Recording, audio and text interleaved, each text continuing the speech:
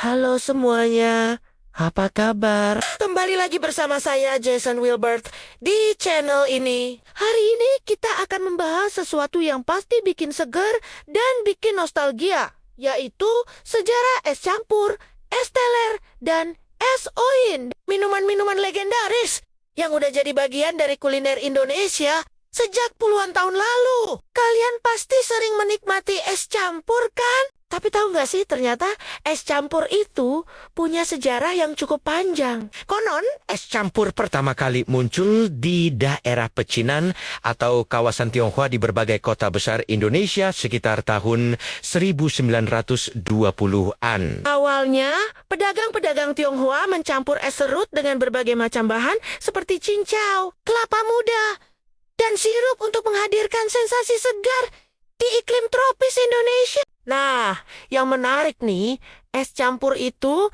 berkembang sesuai dengan kreativitas dan ketersediaan bahan di tiap daerah. Di Medan misalnya, es campur mereka terkenal dengan tambahan durian. Di Jakarta, kita bisa nemuin es campur dengan campuran alpukat dan nangka. Bahkan di beberapa tempat, es campur jadi lebih modern dengan tambahan puding, jelly, dan boba. Sekarang, kita beralih ke es teler. Kalian tahu nggak siapa yang menciptakan es teler? Es teler ini sebenarnya punya cerita yang unik. Minuman ini pertama kali diciptakan oleh Ibu Murniati Wijaja di Jakarta tahun ke-1982. Ceritanya, beliau sering bikin es campur buat keluarga. Tapi suatu hari, beliau mencoba resep baru dengan mencampur alpukat, kelapa muda, dan nangka yang dikasih santan dan susu. Hasilnya, bikin yang minum jadi teler, saking enaknya. Dari situlah, nama es teler lahir. Es teler Ibu Murniati ini kemudian jadi hits banget, dan akhirnya beliau membuka warung es teler yang sekarang udah jadi franchise besar.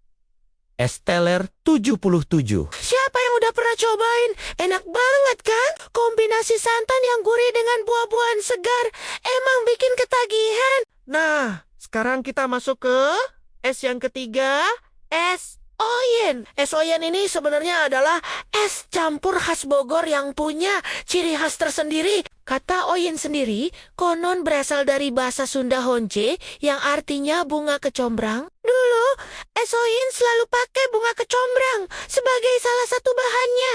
Tapi seiring waktu, es oyen lebih dikenal dengan campuran cincau hitam, kelapa muda, dan sirup coko pandan yang jadi ciri khasnya. Yang bikin es oyen beda dari es campur biasa adalah tekstur cincau hitamnya yang kenyal dan rasa sirup coko pandan yang khas.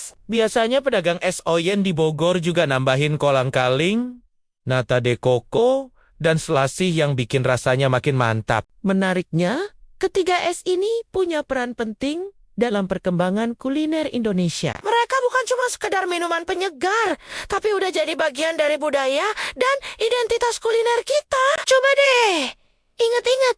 Pasti kalian punya memori khusus sama salah satu dari ketiga es ini kan? Mungkin waktu buka puasa bareng keluarga, atau pas lagi jalan Halan di mall. Yang bikin ketiga es ini tetap eksis sampai sekarang adalah kemampuannya beradaptasi sama selera zaman.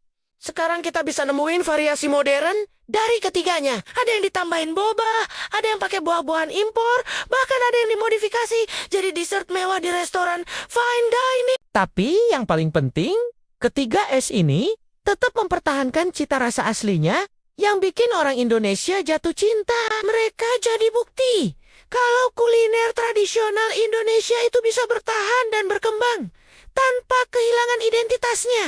Nah, dari semua cerita ini, kita bisa lihat gimana minuman sederhana ini punya sejarah yang menarik dan nilai budaya yang dalam. Mereka bukan cuma sekedar es campur biasa, tapi cerminan dari kreativitas dan kekayaan kuliner Indonesia. Gimana guys? Seru kan sejarahnya? Kalian tim es campur, es teler, atau es oyen nih? Tulis di kolom komentar ya. Oh ya, buat yang belum subscribe, yuk subscribe dulu channelnya biar nggak ketinggalan video-video seru lainnya. Jangan lupa pencet tombol lonceng juga, biar dapat notifikasi setiap ada video baru. Sampai ketemu di video selanjutnya. Tetap semangat, tetap kreatif, dan jangan lupa untuk selalu menghargai warisan kuliner Indonesia ya. Dadah!